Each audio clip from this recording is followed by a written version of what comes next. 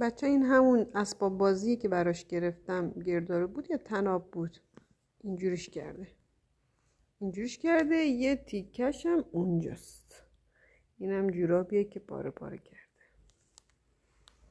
کلا اسباب بازی نمیذاره برای ما. که ببینم بس قایم شدی پفک؟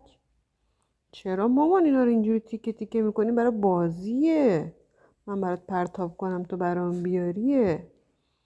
زنگولتو دوست داری؟ این زنگولشه بچه. گلیلیه. مامان چرا ساکتی تو ها؟ الان میخوای منو دروغگو جلوه بدی؟ تو نبودی اینو پاره کردی؟ اینو عمت پاره کرده؟ ایوا عمه نداری که.